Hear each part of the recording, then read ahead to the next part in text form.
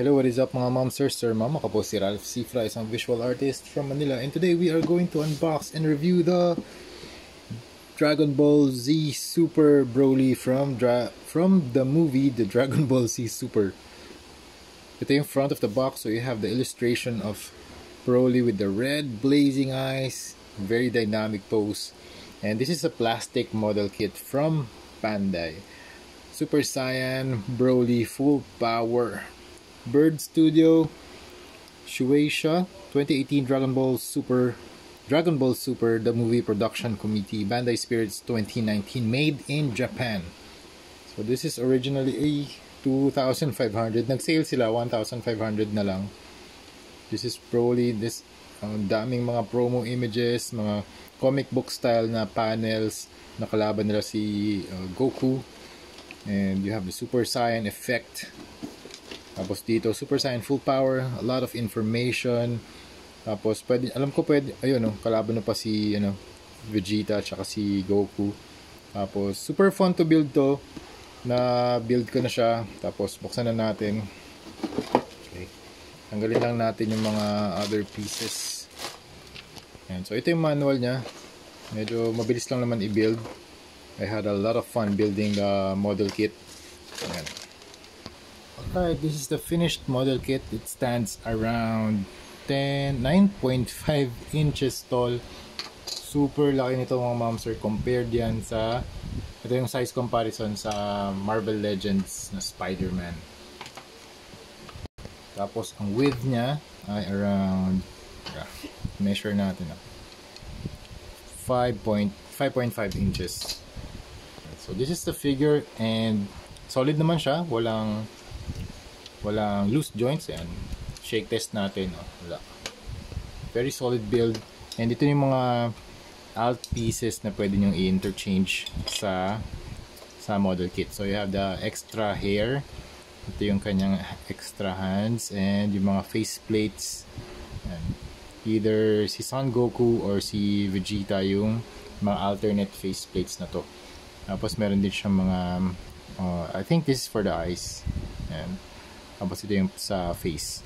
Yan. So marami siyang extra parts. Pero for now, dito muna tayo. And ginamit ko rin yung mga stickers. Okay? Yung sa lang, sa tongue. Pero dito sa mga scratches niya or sa battle damage na areas, paint natin yan. Okay, so overall color palette is flesh tone, black, white, green, lemon, it's lime green. Tapos dito mas grass green. And then you have the intense violet na pants. Black, white, and green sa paa. Overall build, super bulky na model kit. I like the bulkiness nung model kit. Very, very nice design from the Dragon Ball Z team. Okay, so let's start with the head. Ito yung pinili kong head, yung mas galit or very angry, shouting face. Meron din mga creases sa kanyang forehead, dito rin sa kanyang cheeks, and sa mouth area. Very pointed nose. Tapos parang ito pointed din yung ears niya. Tapos yung kanyang head or yung kanyang hair, dami ring points. So very sharp. Mag-iingat kayo rito. Very sharp yung mga plastic edges, yung mga edges ng kanyang hair, yung mga points. Kaya be very careful in handling yung mga gantong klaseng model kit. So that's very sharp. And pagdating dito, you have the very muscular upper body. So you have the chest, the shoulders, the stomach muscles, the back muscles. Look at that. Tapos ito yung kanyang wrists or yung arm gauntlets. And then dito sa kanyang waist, you have the green, parang robe style na some sort of suit or some sort of waist protection. And then you have the purple na pants, black na shin guards or leg armor, tapos white yung kanyang shoes. And meron green sa toes. Yan, ito mas close up sa kanyang face. Tapos meron din siya mga battle damage na scars dito. So you have the X. Meron ko meron din dito sa part na to, sa shoulders.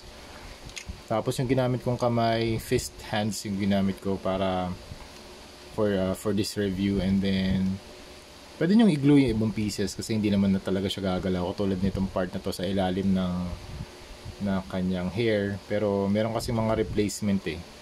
So I think dito yan sa part na yan. So, pero for now hindi ko na siya gagawin. Okay, let's try the articulation. Up and down, left and right. Wala. Twist. Meron. 360. Hindi. Nag-hinder yung kanya. Ay, pwede pa. Pwede ata. Pwede 360. Okay. You can, medyo ingat lang ako kasi ang talas nung hair. Okay. This one, 360 din. Pwede. Tapos, uy, nice. May mga mechanism dito kapag binend nyo yung shoulder, yun, may iwan tong piece na to. Tapos ito mag-overlap dun sa flesh armor or dun sa flesh nya, sa flesh piece, sa shoulder piece. Ganda ng engineering. Tapos ito pwede nyo i-rotate. Okay, this one 360 din to, alam ko yan. Maro-rotate nyo rin yan 360. May arm rotation. Tapos dito elbow up to 90 degrees. Tapos ito ball joint sa kanyang chest, up, ab crunch, side to side. Okay, twist. Okay, tapos itong kanyang waist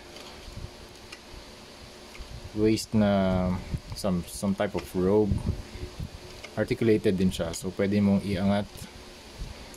Yan, 3 pieces, 3 pieces. So we have the large piece sa likod, tapos 2 medium pieces on both sides. Tapos yung pants nya, you can articulate, teka, sa outwards, forward. Okay, medyo naghihinder lang tong part na to. And then 90 degrees yung kanyang bend. Tapos yung paa nya nasa ball joint. Okay, so that's it mga ma'am sir. Yun ang ating review sa Broly na action figure. And then this is a very nice Broly. And affordable pa, 1,500 lang. Meron na kayong Broly na grabe, almost 10 inches. Ang laki niya talaga. And poseable naman siya, so you can do some Super Saiyan poses, charging. Yeah. Lalo na kung meron kayong Super Saiyan effect sa likod. That's a very nice addition sa inyong display. Pero for now, ito muna yung post na gagawin natin. So, Super Saiyan mode. Thank you very much for watching and see you sa next video. Bye-bye!